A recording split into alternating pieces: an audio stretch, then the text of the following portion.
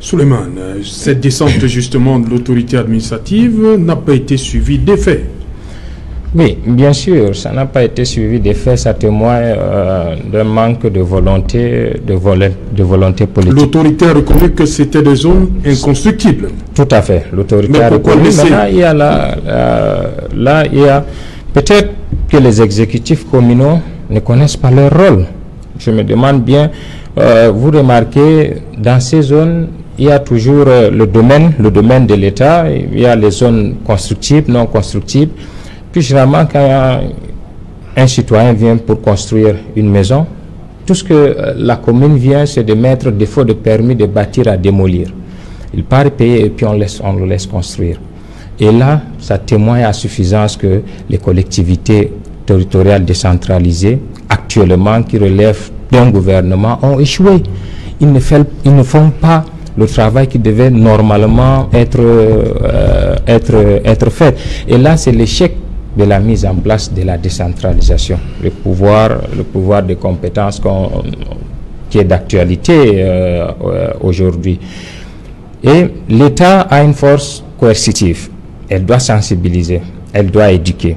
Parce que si les gens viennent construire dans une zone non constructible, maintenant il faut les expliquer pourquoi est-ce qu'il ne faut pas habiter là. Il faut leur dire voilà les dangers qu'il encourt. Bon, maintenant, on peut dire qu'il y a les tolérances qui ont été faites, un quartier a été bâti, une économie a été bâtie. Qu'est-ce qu'on peut faire donc pour ces personnes? On ne peut pas venir leur dire, bon, déguerpisser du jour au lendemain.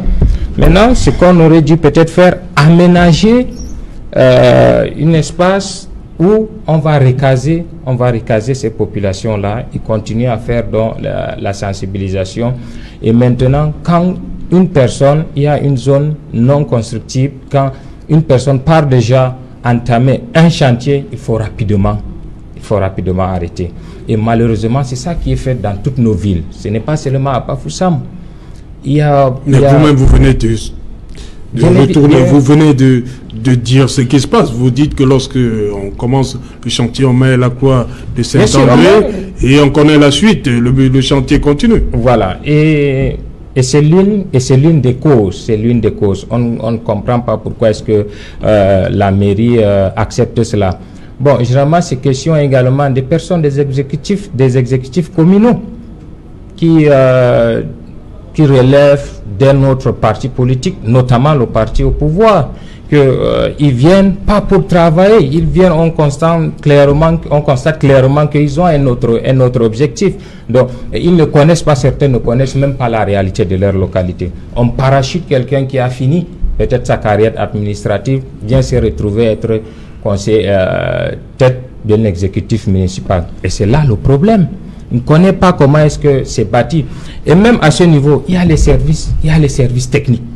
Il y a les services techniques dans les mairies et même dans les villes où il y a les communautés urbaines. Qu'est-ce que ces cellules-là font? Qu'est-ce que ces services techniques-là font?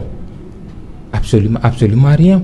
Et là, on se demande vraiment si ce n'est pas la volonté du gouvernement et attendre que ça pourrisse et à la fin on vient donner le don. On aime toujours attendre quand il y a les catastrophes, on donne le don, c'est ça la solution. Et tout récemment, vous avez vu, même à l'extrême nord, la digue de Maga, qu'on nous sommes en train de parler depuis 2012, ça n'a pas été fait et les inondations continuent.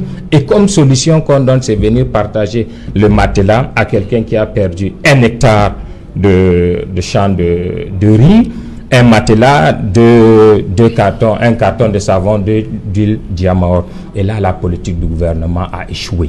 Donc, il est temps de changer cette façon de faire et cette façon de gouverner.